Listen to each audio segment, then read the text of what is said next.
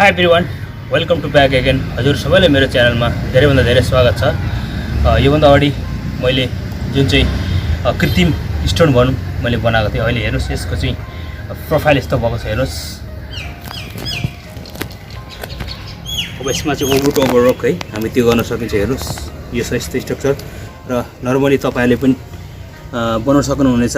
यो चाहिँ अब एउटा खचखची भन्छ होइन, एउटा चाहिँ थर्मोकुलरबाट चाहिँ हामीले चाहिँ बनाउने हो, जोडेर त्यसलाई चाहिँ बाँधेर होइन, पछि फेरि आगोले पगालेर पनि डिजाइन दिएर गर्न सकिन्छ। र मैले चाहिँ यसरी बनाएको छु र तपाईँहरू पनि बन्साई जति प्रेमी हुनुहुन्छ तपाईँले पनि यसरी बनाउन सक्नुहुनेछ। ओके, र मेथड तरिका चाहिँ यही हो बनाउने। यो चाहिँ अब हल्का पनि छ, धेरै हल्का पनि हुन्छ। हेर्नुहोस् यसरी सहज तरिकाले हामीले स्टोन भनौँ कृत्रिम स्टोन बनाउन सकिन्छ।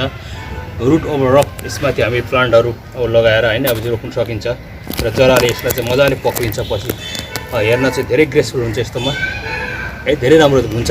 बन्साईको चाहिँ वास्तविकता आकार त्यसको चाहिँ रूप रङ पनि धेरै राम्रो देखिन्छ भनौँ न। त्यसलाई हेर्दाखेरि आहा कति राम्रो रहेछ स्टोनमाथि रोपेको, कसरी चाहिँ बाँचेको होला, कसरी चाहिँ अडिएको होला, त्यस्तो खालको इमेजिन एउटा किसिमको फिलिङ हुन्छ भनौँ न मान्छेले देख्दा पनि।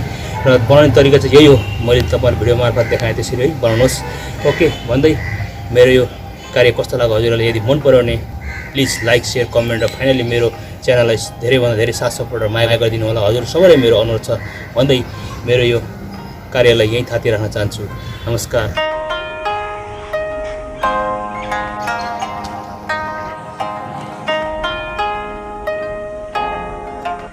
Thanks for watching this video. If you like this video, please don't forget to like, share and comment. And finally, please subscribe my channel, hit the bell icon. Thank you so much.